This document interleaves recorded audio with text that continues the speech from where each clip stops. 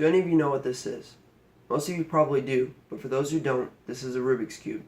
It was invented in 1974 by Erno Rubik, who wanted a working model to help explain three-dimensional geometry. Somehow it became a vastly popular toy. You'll notice that this cube, like all cubes, have 6 faces.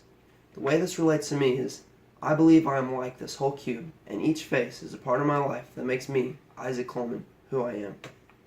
One of these faces can represent my family. Without my family, I would not be who I am today. When I was a baby and couldn't take care of myself, they took care of me. When I have problems and need someone to talk to, they're there. I'm extremely thankful for my family. Another one of these cubes represent my education.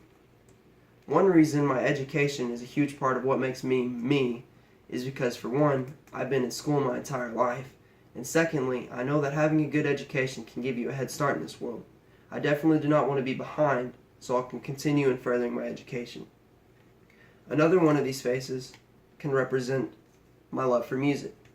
Ever since I can remember, I've always loved music, and I was writing songs and trying to learn new instruments. Right now I can play 3 instruments, which is the guitar, keyboard, and drums. I'm not a fan of a specific genre of music, I'm just a fan of music. I always have loved music, and I always will love music. Speaking of music, the first place I was really exposed to music was in church.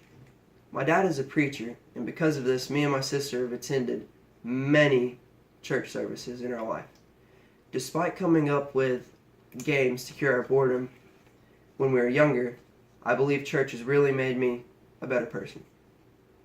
Now, another one of these faces can represent my friends. Studies show that you become similar to 5% of the people you hang out with. Well, these people would have to be my friends because I hang out with them a lot in school and outside of school. So they definitely have had an impact on who I am. Throughout my life I've had friends come and go, but I've had some friends that have always been there. I can't see the future, but I do believe those same friends are still going to be by my side in the years to come. This last face can represent hard times. Without all the hard times in my life, I would not be who I am today. Hard times force you to grow, whether it be negatively or positively. You have to adapt and come up with your type of solution. And so, without the hard times, I wouldn't be who I am today.